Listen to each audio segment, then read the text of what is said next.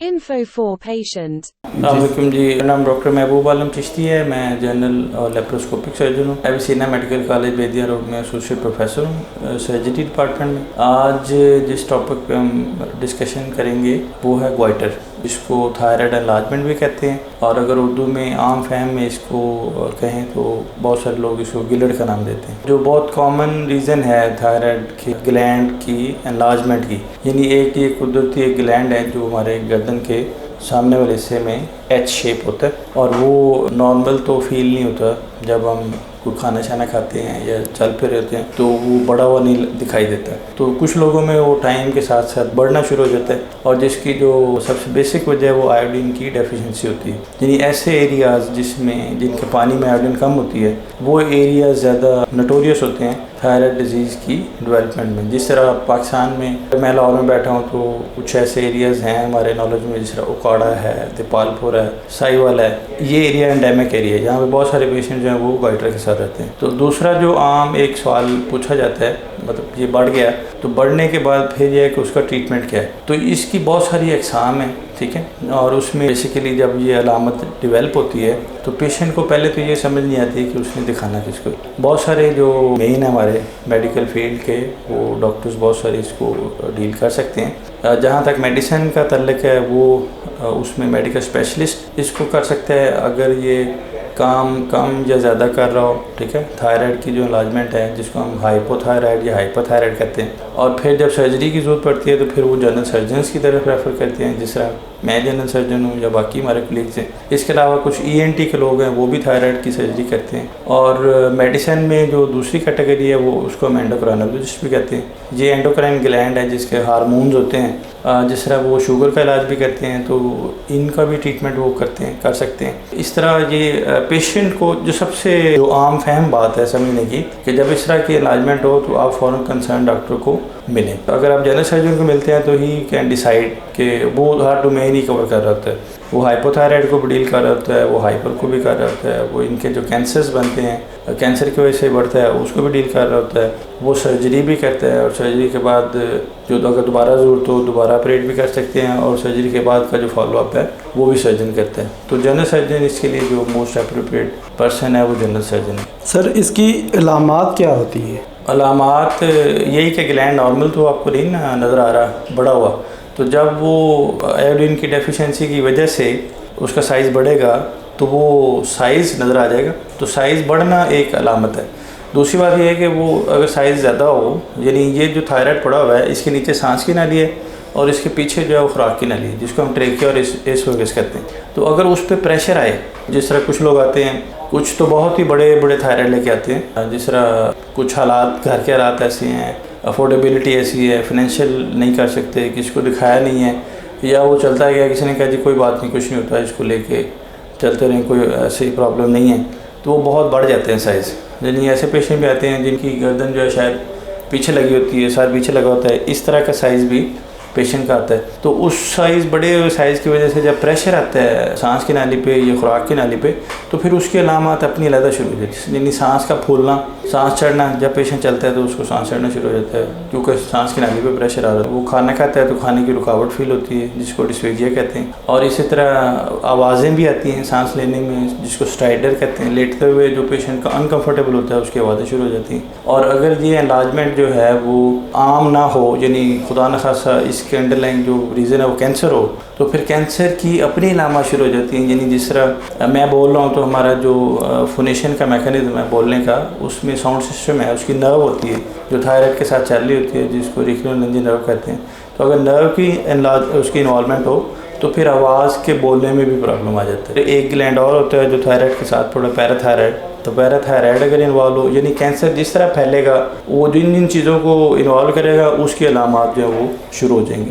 तो ये सारी थायराइड के बड़े होने की अलामत ही होती है। एक जो और अलामत है वो ये है, अगर थायराइड कम कर रहा हो तो उसमें हाइपोथायराइड उसको कहते हैं, और अगर ज़्यादा काम कर रहा हो तो वो हाइपरथायराइड है, ठीक है। तो हाइपो का एक अपना स्पेक्ट्रम है, जो अलामत का स्पेक्ट्रम है बहुत लंबा चौड़ा है। उसमें जो मोटी मोटी चीज़ें हैं वो मैं आपको बता देता हूँ। यानी कि अगर पेशेंट का थायराइड कम काम कर रहा है तो उसकी अलामत क्या होंगी? उसकी आवाज़ में थोड़ा बैठ जाती है आवाज़, ठीक है। दूसरा, उसकी स्किन जो है वो खुरदरी हो जाती है, उसकी फटीग है, यानी काम करने की सलाहियत ऐसा ऐसा वो कम होती है, बहुत ज़्यादा जल्दी थकावट शुरू हो जाती है, कॉन्स्टिपेशन बड़ी बड़ी देर तक, बहुत दिनों तक कॉन्स्टिपेशन रहना शुरू हो जाती है, तो ये उसका रंग पीला हो जाता है, एनीमिया डेवलप हो जाता है, और इस तरह की बहुत सारी फीचर्स और हैं। तो ये सारे हाइपोथायराइड में, अगर वो थायराइड काम ज़्यादा कर रहा हो, अब ये कुदरत डिसाइड करती है या वो कुछ मैकेनिज्म ऐसे हैं जो बाय बर्थ हैं, बाय जेनेटिक्स हैं कि वो किस तरफ बात जानी है। अब वो जब टेस्ट करता है सर्जन या करवाता है तो फिर पता चलता है कि वो क्या स्पेक्ट्रम क्या है। तो अगर हाइपरथायराइड है तो उसके अलामात बिल्कुल उसके अपोजिट हैं, यानी उसमें नब्ज़ ज़्यादा रहती है, हाथ कांपना शुरू हो जाते हैं, जिस्म कांपते हैं, पाँव पूरी बॉडी कांपती है, उसको हीट बर्दाश्त नहीं होती, पेशेंट को गर्मी ज़्यादा लगती है, तो काम कर रहे हैं, इवन वो ख़वातीन है सुई में धागे डाली हैं तो उसके हाथ कांपना शुरू हो जाएंगे, या कोई फीमेल है लिख रही है तो ट्रेमर्स होते हैं। तो ये सारे हाइपरथायराइड के हैं। फिर उसमें और बहुत सारी चीज़ें हैं, आई साइंस होते हैं, आंखें बाहर आ जाती हैं, प्रोमिनेंट हो जाती हैं, हार्ट के फीचर शुरू हो जाते हैं। तो जैसे हाइपोथायराइड में पल्स कम होगी, ब्लड प्रेशर कम होगा, इसमें पल्स ज़्यादा होगी, ब्लड प्रेशर ज़्यादा होगा, दिल के जो अटैक्स हैं, रिदमियाज हैं वो शुरू हो जाते हैं। और इसी तरह तीसरा स्पेक्ट्रम है जो ज़्यादा डेंजरस है, कैंसर वाला। उसके अलावा जैसे मैंने आपको पहले गुजारिश की कि उसमें फिर आवाज़ का चेंज होना, ठीक है, फिर सांस का फूलना, खाने के दरमियान में रुकावट होना, और इस तरह की जो कैंसर की वजह से। जो चौथा थायराइड का स्पेक्ट्रम है वो उसकी इन्फेक्शन है, यानी जिस तरह गला ख़राब हुआ हम कहते हैं फ्रिंजाइटिस, लेरिंजाइटिस या अपेंडिसाइटिस, तो इसी तरह थायराइडाइटिस भी होता है। थायराइडाइटिस में जो अलामत होगी वो दर्द है, यानी थायराइड की जगह पे गले के सामने वाले हिस्से में पेशेंट को पेन फील होती है, खाने के साथ भी होती है, बुखार भी हो सकता है, और थायराइड उसमें काम ज़्यादा भी कर सकता है, कम भी काम कर सकता है। तो ये सारी चीज़ें अगर मिलाएँ तो सिम्टम्स तो बहुत ज़्यादा हैं। तो उसमें पेशेंट को ये बात का डिसाइड करना बड़ा मुश्किल होता है कि मुझे प्रॉब्लम क्या हो रहा है। तो जो भी ऐसी चीज़ हो जो आपकी रूटीन में, आपकी जो रोज़मर्रा की रूटीन है उसके अलावा चीज़ें डेवलप हों, इसमें से कोई भी चीज़ जो जिस तरह मैं गुजारिश कर रहा हूँ, तो फिर उस सिलसिले में आप सर्जन को, यानी मेडिकल स्पेशलिस्ट को मिलेंगे, वो भी असेस कर लेगा, सर्जन को मिलेंगे, इज़ द बेस्ट पर्सन कि उसमें क्या प्रॉब्लम हो रही है। सर इसकी वजह क्या होती है? ये आयोडीन की कमी तो बेसिक काज है, जो एक आम नॉन कैंसरस जिसमें कैंसर नहीं है या वो इन्फेक्शन नहीं है, अगर उसमें थायराइड बढ़ा है तो वो एक आयोडीन की डेफिशिएंसी। आयोडीन बेसिकली थायराइड के हार्मोन्स बना रही होती है, उसमें वो मददगार होती है। तो जब थायराइड के हार्मोन्स नहीं बन रहे होते और थायराइड अपना काम ज़्यादा करता है, ज़्यादा प्रेशर लगाता है, तो उसका साइज़ बढ़ जाता है, हाइपोट्रॉफी हो जाती है। दूसरी वजह जो होती है वो कैंसर्स हैं, कैंसर्स में थायराइड के साइज़ बढ़ जाते हैं। और तीसरी वजह जो इन्फेक्शन है, इन्फेक्शन में भी साइज़ जो है वो बढ़ सकता है। तो ये 2-3 कॉमन चीज़ें हैं। थायराइड या गिलट का के मरीज़ों का कोई एज ग्रुप भी है सर? कोई एज वाइज कुछ चीज़ें कॉमन हैं, जिस तरह ये शायद अल्लाह ताला ने हमारी मदद के लिए ये सिस्टम रखा हुआ है, यानी कुछ डिजीज़ कुछ एज में ज़्यादा कॉमन होती है। यानी थायराइड का जो एक आम फहम बात है कि जब बच्चा या बच्ची स्पेशली, ज़्यादा फीमेल में कॉमन है, बच्ची जब ग्रो कर रही होती है, जब ये अडल्टहुड में आती है, बालग होती है, तो उसमें भी थर्ड प्यूबर्टी का, जैसे प्यूबर्टी के साथ वो ग्वाइटर जो थोड़ा सा हो जाता है, तो उसको हम कहते हैं प्यूबर्टी ग्वाइटर। तो उस ग्वाइटर में कोई ज़्यादा परेशान होने की जरूरत नहीं होती। जैसे ही वो उसकी एज से थोड़ा सा ऊपर जाती है, 14-15 साल की उम्र से, और उसके बाद तो वो ग्वाइटर खुद ही,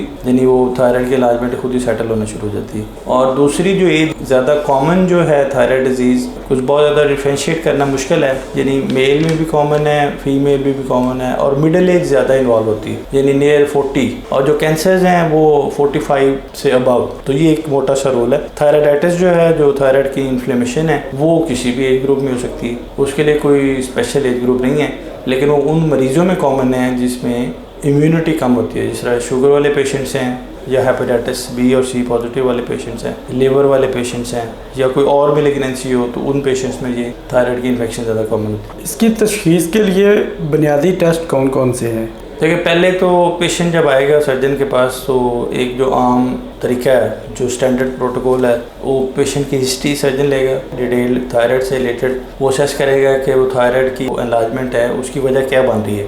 एक तो थायराइड ऐसा होता है कि जो बिल्कुल सिंपल है, यानी जिसमें गिल्टियाँ नहीं होती। एक गिल्टियों वाला थायराइड होता है, एक जो नॉन गिल्टियों के बगैर होता है। तो वो थायराइड जो है वो किस तरह का है, ये उसको पता चलेगा जब वो सर्जन उसको एग्जामिन करेगा। तो उस एग्जामिन करने से पहले वो सारी हिस्ट्री उससे रिलेटेड सारी पूछेगा। उसके बाद एग्जामिनेशन में जो दूसरी चीज़ वो रूल आउट करेंगे सर्जन, वो होगा कि ये कैंसर है उसमें या नहीं है, और फिर इन्फेक्शन है या नहीं। तो ये 2-3 चीज़ें उसको हिस्ट्री और एग्जामिनेशन के बाद पता चलेंगी। अब उसके बाद आ जाती है टेस्टों की ज़रूरत पड़ती है, तो उसमें कुछ ब्लड टेस्ट हैं जिसमें हम T3 T4 TSH कहते हैं, वो इजीली हो जाते हैं हर लैब से। तो उससे ये पता चलता है कि हाइपोथायराइड है, हाइपरथायराइड है या यूथायराइड। यूथायराइड का मतलब है कि नॉर्मल है, थायराइड ज़्यादा भी काम कर रहा है और कम भी नहीं काम कर रहा है। उसमें कुछ टेक्निकल चीज़ें वो उसको कर लेगा डिसाइड। दूसरी चीज़ जो है वो थायराइड स्कैन कहते हैं। थायराइड स्कैन का मतलब ये है कि जिस तरह कुछ हॉस्पिटल्स में, जिसमें अनमोल हॉस्पिटल है लाहौर में, या अमी हॉस्पिटल है, या जना हॉस्पिटल है,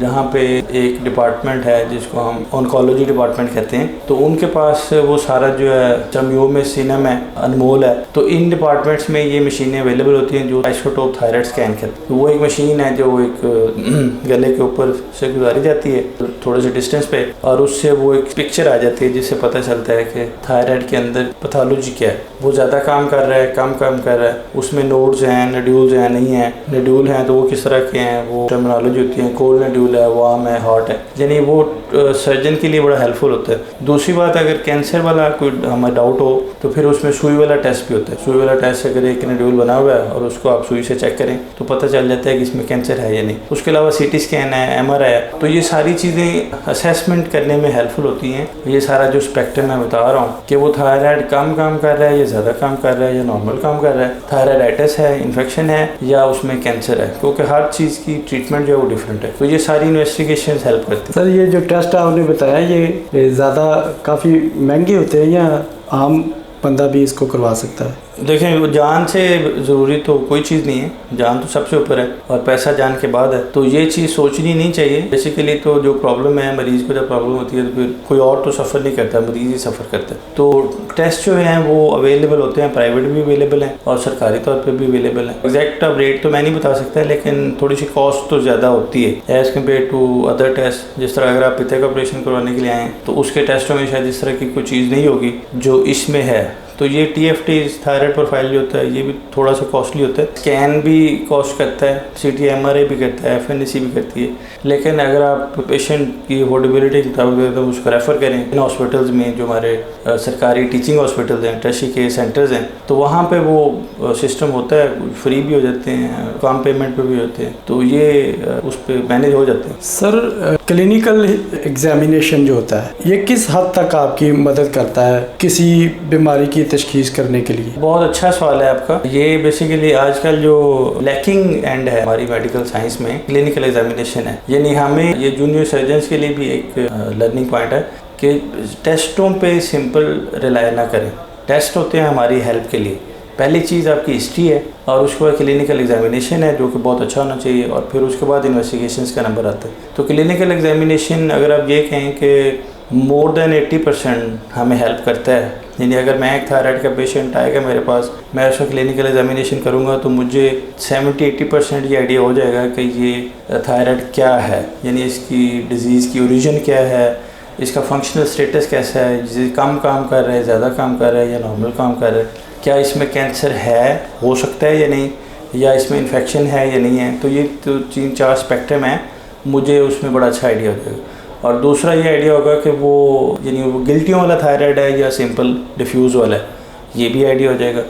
अब मैं उसके क्लिनिकल एग्जामिनेशन को कंफर्म करने के लिए मरीज़ को टेस्ट एडवाइस करूँगा, जैसे मैंने कहा जी ब्लड के टेस्ट हैं तो पता चलेगा वो कम काम कर रहा है या ज़्यादा काम कर रहा है। स्कैन है तो वो ये बताएगा कि उसमें अगर गिल्टियाँ हैं तो किस तरह की हैं, और अगर अल्ट्रासाउंड है नेक का तो वो ये बताएगा कि गिल्टियों वाला थायराइड है या गिल्टियों के बगैर वाला थायराइड है। और थायराइडाइटिस है तो वो भी उसमें कंफर्म हो जाएगा। वो CBC भी हम कर सकते हैं, ब्लड कंप्लीट, अल्ट्रासाउंड भी बताता है, थायराइड स्कैन भी बताता है। और कैंसर है तो उसके लिए फिर जो हमें हमारे क्लिनिकल एग्जामिनेशन को चीज़ें सपोर्ट करेंगी, उसमें सुई वाला टेस्ट जिसको हम FNAC कहते हैं, उसके बाद CT और MRI, और उसके अलावा कुछ और एसोसिएटेड टेस्ट भी होते हैं जो ज़रूरी हैं। तो clinical examination is very important. Sir जैसे आपने मेडिकल हिस्ट्री का कहा कि मेडिकल हिस्ट्री आपके लिए किस हद तक मदद करती है डायग्नोसिस के लिए?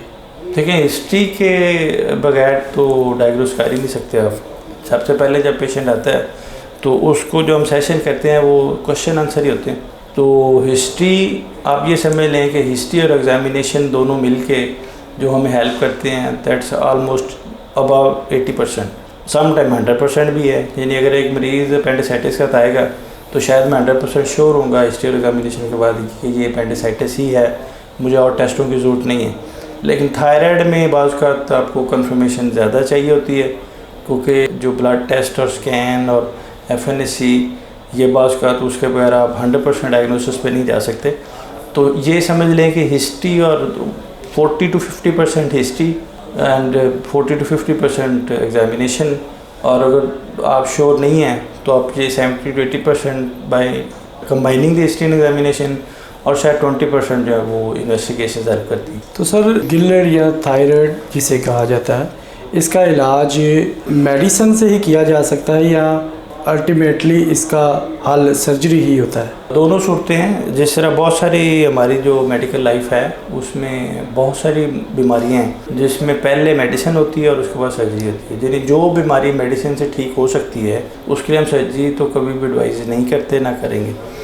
तो इस तरह थायराइड में स्पेशली ये है कि एक पेशेंट ऐसा आता है जो हाइपोथायराइड है, यानी जिसका थायराइड बढ़ा हुआ नहीं है लेकिन उसका अलामात जो हाइपो वाली हैं, जिस तरह मैंने थोड़ी सी पहले गुजारिश की कि उसको थकावट बहुत ज़्यादा हो रही है, कब्ज़ हो रही है, रंग पीला हो रहा है, नब्ज़ कम है, ब्लड प्रेशर कम है, वॉइस चेंजेस आ रही हैं, तो उसको अगर आप ब्लड का टेस्ट कराएं तो हाइपोथायराइड कंफर्म हो जाए तो फिर उसका इलाज ये होता है कि वो आप उसको थायराइड हार्मोन्स ओरल दें, जिसको हम थायरॉक्सिन कहते हैं कॉमनली। तो थायरॉक्सिन जो है वो नाश्ते से पहले दी जाती है और वो फॉर होल लाइफ होती है। यानी एक दफ़ा पेशेंट हाइपोथायराइड हो गया है, उसका इलाज है वो बंद नहीं होता, और वो उसको हर 6 महीने बाद पेशेंट को TSH कराना पड़ता है और अपना फॉलोअप सर्जन के साथ रखना पड़ता है। तो उसके लिए हमें सर्जरी की ज़रूरत नहीं पड़ती। अब सर्जरी हाइपोथायराइड में सर्जरी कब होगी ये एक अलग सिनेरियो है। उसमें अगर थायराइड बढ़ जाए और साथ हाइपो भी हो तो फिर हम पहले हाइपो को करेक्ट करते हैं और फिर सर्जरी करते हैं ताकि वो बढ़ा हुआ थायराइड जो है उसको निकाल दिया जाए। और जब थायराइड को निकालते हैं तो फिर अल्टीमेटली उसकी रिप्लेसमेंट थेरापी जो है वो थायरॉक्सिन ही है, तो वो थायरॉक्सिन हमें देनी पड़ती है। दूसरा सिनेरियो ये है कि अगर पेशेंट ऐसा आता है जो हाइपरथायराइड है और वो बढ़ा हुआ भी है और उसमें गिल्टियाँ नहीं हैं, तो उस पेशेंट के लिए हम पहले उसको ऐसी मेडिसिन देंगे थायराइड हार्मोन्स का लेवल चेक करने के बाद जो उसको नॉर्मल करेगी। उसमें इंडेरॉल और न्यूमार्काजोल कॉमनली यूज़ होती है और वो उस वक्त तक हम उसको करेंगे जब वो यूथायराइड हो जाए। तो फिर उसके बाद उसका बढ़ा हुआ जो ग्लैंड है, जो गटर है, उसके लिए सर्जरी करनी ही पड़ती है। ठीक है, वैसे तो वो कहती है कि 18 महीने तक आप उसको अगर मेडिसिन दें तो शायद वो नॉर्मल हो जाए, लेकिन वो बहुत हमने तो नहीं देखा कि वो पेशेंट जो है वो उस तरह लंबे अरसे तक दवाई भी खाएँ और उसके बाद वो सर्जरी के बगैर ठीक हो जाए। तो ये दूसरा सिनेरियो है। और उसके बाद जब आप सर्जरी करते हैं हाइपरथायराइड में और उसमें गिल्टियाँ बनी हुई हैं, फिर उसमें सारा थायराइड भी बाज़ का निकालना पड़ता है और आधा भी निकालना पड़ता है। तो वो डिपेंड करता है कि थायराइड की डेफिशिएंसी कितनी हुई है थायराइड निकालने के बाद, और फिर जो मेडिसिन दी जाती है वो सर्जरी के साथ एसोसिएटेड होती है। थायरॉक्सिन देनी है या नहीं देनी है और वो कितनी देनी है। अगर एक ऐसा पेशेंट है जिसमें नोड्यूल्स नहीं है, डिफ्यूज गॉइटर है और काम ज़्यादा कर रहा है, तो उन चंद पेशेंट्स को जिसको हम ग्रेव डिजीज़ कहते हैं, उनको हम फिर ऐसी ऑन्कोलॉजिस्ट के पास रेफ़र करते हैं, जैसे अनमोल हॉस्पिटल या सीनम या जना में, जहाँ पे ये रेडियो आइसोटोप थेरापी दवाई पिलाते हैं। आपने सुना होगा कि कुछ जो पेशेंट्स हैं उनको दवाई पिला के वो ठीक किया जाता है। वो तो दवाई होती है, रेडियो आइसोटोप मेडिसिन होती है, ठीक है, उसमें जब वो पिलाते हैं तो वो एक ही दफ़ा पिलाई जाती है और वो थायराइड जो है वो बर्न हो जाता है। तो ये मेडिसिन, सिर्फ मेडिसिन भी चल सकती है, मेडिसिन सर्जरी के साथ भी चल सकती है, और मेडिसिन ऐसी भी हो सकती है कि आप दें और वो परमानेंट ठीक कर दें। अब जो दूसरी चीज़ है, इसमें थायराइडाइटिस है, जिसमें इन्फेक्शन हुई है, थायराइड की इन्फेक्शन हुई है, उसका इलाज सिर्फ मेडिसिन ही है, उसमें सर्जरी का रोल नहीं है। उसमें आप एंटीबायोटिक्स दें, पेन किलर्स दें, तो वो टाइम के साथ साथ ठीक हो जाता है। जब आखिरी जो सिनेरियो थायराइड कैंसर वाला है, तो उसमें थायराइड कैंसर में सर्जरी का रोल ज़्यादा है और मेडिसिन का रोल बहुत कम है। थायराइड कैंसर में जब आप थायराइड सारा निकालेंगे और उसके साथ लिम्फ नोड बड़े होते हैं वो निकालेंगे, तो उसमें फिर थायराइड की रिप्लेसमेंट थेरापी जो है वो मेडिसिन है। तो थायरॉक्सिन जो है वो सर्जरी के बाद चलती है, फिर होल लाइफ चलती है। और फिर जो कैंसर वाला डॉक्टर ऑन्कोलॉजिस्ट हैं, वो जब इसका थायराइड कैंसर वाले पेशेंट का ट्रीटमेंट करेंगे तो फिर उनकी जो सर्जरी, जो उनकी मेडिसिन होती है, जो वो करते हैं, स्कैन्स भी करते हैं, और उसके बाद वो मेडिसिन फिर वो अलग पेशेंट को लेनी पड़ती है। सर, इसकी सर्जरी की कॉम्प्लिकेशन क्या क्या हो सकती है? थायराइड की सर्जरी एक मेजर सर्जरी है, ठीक है, और इसमें बहुत सारी लंबी लिस्ट है कॉम्प्लिकेशंस की, और बहुत का पेशेंट्स ने देखा भी होता है, सुना भी होता है, तो वो डरे भी होते हैं कि जी इसकी सर्जरी करवानी चाहिए या नहीं करवानी चाहिए। तो मैं उसमें ये गुजारिश करूँगा कि जहाँ पे थायराइड की सर्जरी की ज़रूरत होगी सर्जन वहाँ एडवाइस करेगा, और जो कॉमन सर्जरी है like every surgery in any department, वो ब्लीडिंग है, ठीक है। ब्लीडिंग अब वो थ्योरेटिकली तो बहुत सारी चीज़ें हैं, लेकिन थिएटर के अंदर भी कॉम्प्लिकेशन हो सकती हैं, ऑपरेशन के बाद भी हो सकती हैं और देर के बाद भी हो सकती हैं। तो थिएटर के अंदर जो है वो ब्लीडिंग हो सकती है या आप इंजरी कर सकते हैं, और इसमें नर्व की इंजरी ज़्यादा कॉमन है, जो आवाज़ पैदा करने वाली नर्व है, हरिकेन नर्व, पैराथायरॉइड ग्लैंड्स हैं, उनकी इंजरी हो सकती है। और इसी तरह जब ऑपरेशन से बाहर आया पेशेंट, फिर ब्लीडिंग, और उसके बाद थोड़ा सा देर के बाद नर्व की डैमेज और पैराथायरॉइड का डैमेज, और उसके अलावा थायराइड अगर आपने पूरा नहीं निकाला, थोड़ा छोड़ा हुआ है, जिसको हम सब टोटल थायराइडेक्टमी कहते हैं, तो उसके थायराइड के दोबारा बढ़ने के चांसेस भी होते हैं। In the long run hypothyroid भी पेशेंट हो जाता है जब सारा थायराइड निकाल दें और वो मेडिसिन ना ले रहा हो। तो बहुत सारी लंबी लिस्ट है, लेकिन उनसे डरने की बजाय ये कोशिश करनी चाहिए कि आप एक ऐसे सर्जन से रब्ता करें जो थायराइड में एक्सपर्ट हो। तो अल्लाह का शुक्र है कोई बहुत ज़्यादा कॉम्प्लिकेशंस हमने अपनी सर्जरी में नहीं देखी, लेकिन अगर एक एक्सपर्ट हैंड में पेशेंट है और वो सेटअप भी अच्छा है, जो हर चीज़ प्री ऑपरेटिवली सर्जरी के दौरान बाद में सारे एस्पेक्ट अच्छे कवर कर रहा है, तो फिर इतना ज़्यादा प्रॉब्लम नहीं होती। सर, जो आपने थायराइड के लिए कहा कि नाश्ते से पहले वो गोली लेता है, उस गोली का कोई साइड इफेक्ट तो नहीं होता? नहीं, वो गोली का नाम थायरॉक्सिन है। थायरॉक्सिन जो होता है वो बेसिकली उसके अंदर थायराइड के हार्मोन्स होते हैं। जब आप थायराइड निकाल दे, थायराइड ये कर रहा होता है कि वो हार्मोन्स बनाता है, हार्मोन जिस्म पे असर कर रहे होते हैं। हार्मोन के ज़्यादा बनने की या कम बनने की वजह से जिस्म पे असर आ रहा होता है, तो उसको रिप्लेस ना किया जाए तो हाइपोथायराइड जो कि पेशेंट, और अगर हम ज़्यादा दे देंगे थायरॉक्सिन तो वो हाइपर में चला जाएगा। तो हाइपोथायराइड को ठीक करने के लिए थायरॉक्सिन दी जाती है। थायरॉक्सिन नाश्ते से पहले इसलिए देते हैं कि खाली पेट उसकी जो जिस्म में जज़ब होने की सलाहियत है वो बढ़ जाती है, और उसका साइड इफ़ेक्ट ये हो सकता है कि अगर आप उसकी डोज ज़्यादा दे रहे हैं, यानी एज वाइज, वेट वाइज और डिजीज़ वाइज जो आप डोज एडजस्ट करते हैं 2 गोलियां रोजाना, अब तो थायरॉक्सिन की जगह थायरोनॉम आ गई है, तो थायरोनॉम लेना ज़्यादा ईजी है। वो 50 माइक्रोग्राम, 100, 150, 200 डिफरेंट स्ट्रेंथ हैं, वो एक गोली पे चली गई है। पहले 2-2, 3-3, 4-4 गोली हम देते थे। अगर वो ज़्यादा डोज चली जाए तो वो पेशेंट हाइपर में चला जाएगा, और अगर उसकी डोज कम हो तो वो हाइपो में ही रहेगा। तो ये 2 एक्सट्रीम्स हैं, ये उसके साइड इफ़ेक्ट्स हो सकते हैं, और उसका कोई साइड इफ़ेक्ट ऐसा नहीं है। बहुत रेयर साइड इफ़ेक्ट्स होते हैं वो दूसरी मेडिसिन के भी, जो इतने ज़्यादा कॉमन नहीं है। सर, थायराइड या गिलट से बचा कैसे जा सकता है? इसकी प्रिवेंशन क्या है? देखें, जैसे मैंने पहले गुजारिश की, कुछ एरियाज ऐसे हैं जहाँ पे पानी में आयोडीन की कमी है, तो अगर आप नमक, आयोडीन, अब आयोडाइज्ड साल्ट भी आते हैं, और ज़ाहिर अब एरिया तो आप चेंज नहीं कर सकते जहाँ पे आप रह रहे हैं इतनी देर से, और तो नमक तो रहेगा, तो उसमें नमक के अंदर जो आयोडीन मिला के वो दी जाता है, इसको आयोडाइज्ड साल्ट कहते हैं। तो आयोडीन वाला नमक जो है वो इसकी प्रिवेंशन हो सकती है।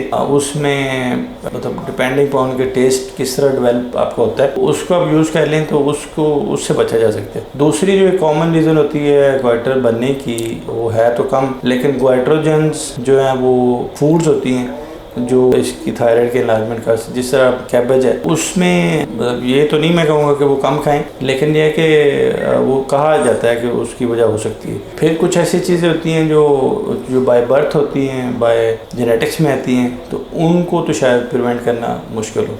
तो ये आयोडीन एक इसका आंसर है जो उसमें प्रिवेंट कर सकते हैं। सर, थायराइड के मरीज़ों के लिए आपका मैसेज क्या है? मैसेज ये है कि जिस तरह हर बीमारी के लिए हम यही कहते हैं कि बुराई को शुरू होने से पहले ही ख़त्म कर दें। तो अगर साइज़ बढ़ रहा है थायराइड का, यानी आपके गले के सामने है, ठीक है, और वो आपको पता भी चल जाएगा, देखने में भी बुरा लग रहा होगा, तो उसको एज अर्ली एज पॉसिबल उसको दिखा लें और उसको समझ लें कि ये क्यों बढ़ रहा है, ताकि उसका बार वक्त इलाज किया जाए। कुछ थायराइड ग्लैंड जो इलाज होते हैं और हम उसमें मेडिसिन दें, जिस तरह थायरॉक्सिन भी देते हैं, ठीक है, वो ठीक भी हो सकते हैं। जैसा प्यूबर्टी को एटर है तो उसमें परेशान होने की ज़रूरत नहीं है। जैसे ही बच्ची जो बड़ी हो रही है, ठीक है, प्यूबर्टी की एज गुजरती है तो नॉर्मल हो जाता है। तो दूसरा लेसन ये है और जो हमने प्रैक्टिकली देखा है कि जब आपने एक दफ़ा चेक करा लिया हुआ है और पेशेंट या आप हाइपोथायराइडिज्म लेबल हो गया है या इवन हाइपो लेबल हो गया है, तो उसमें मेडिसिन की रेगुलरिटी को सही रखना बहुत ज़रूरी है। यानी अगर पेशेंट हमारे पास बहुत सारे ऐसे आते हैं जिन्होंने कहा जी हमने 3-4 साल पहले दिखाया था किसी भी हॉस्पिटल में, सरकारी में या प्राइवेट, उन्होंने मेडिसिन शुरू की जिसमें इंडेरॉल न्यूमरकाजोल थी और वो लेते हैं सुबह सुबह शाम 1-1 गोली 2-2 जैसे भी according to level of the T3 T40 SH। तो उसमें पेशेंट को बाज़ का उसकी कंप्लाइंस ठीक नहीं होती, यानी 100% वो कंप्लाइंस नहीं होती, वो मेडिसिन उस तरह ले नहीं होते, छोड़ देते हैं। तो छोड़ने से क्या होता है, जो थायराइड काम ज़्यादा कर रहा था जब उसने मेडिसिन लेनी शुरू की तो वो बेहतर हो गया या बिल्कुल नॉर्मल हो गए, थोड़ा सा इंप्रूव कर गया। छोड़ने से वो दोबारा फिर उसी स्टेट में चले जाते हैं और जब वो दोबारा हाइपरथायराइड स्टेट में चले जाते हैं तो फिर उनके अलामात पहले से भी ज़्यादा वो डेंजरस होती हैं। दूसरा ये, अगर हाइपोथायराइड है तो हाइपोथायराइड के मरीज़ में भी जैसे मैंने पहले गुजारिश की कि आपको सारी उम्र दवाई खानी पड़ती है, तो वो हाइपोथायराइड के लिए जो थायरॉक्सिन चल रही होती है उसको भी बंद नहीं करना चाहिए और ना डोज कम करनी चाहिए। खुद से कोई डिसीजन पेशेंट्स ना लें, यानी अगर 2 गोलियाँ चल रही हैं तो 2 रखें, 3 चल रही हैं तो 3 रखें, 4 हैं तो 4 रखें। और अगर थायरोनॉर्म शुरू किया है तो जिस टैंक में वो है 50 या 100 या 150 वो उस तरह लें। होता ये है कि आपने थायरॉक्सिन शुरू की हुई है और ख़ुद से वो कोई भी किसी ने गाइड गलत कर दिया या आप समझे कि ये अलामात शायद उनकी वजह से है, कोई और अलामत शुरू हुई, छोड़ दी, तो वो जो हाइपो की फेज़ है वो और ज़्यादा हाइपो में चला जाएगा पेशेंट और वो पहले से वेट गेन भी हो जाएगा, चीज़ें कॉम्प्लिकेट हो जाती हैं। तो मैसेज यही है कि कंप्लायंस 100% रखें और इन टाइम जो है चीज़ों को दिखा लें और उसको टाइम पे मैनेज करा लें। और तीसरी बात जो लास्ट है कि अगर सर्जरी एडवाइस की है तो इससे ना डरें कि ये कॉम्प्लिकेशन बहुत ज़्यादा होती हैं, बल्कि ये कोशिश करें कि सर्जन अच्छा हो, सेटअप अच्छा हो, ताकि खुदा न खासा कोई कॉम्प्लिकेशन ना ही हो।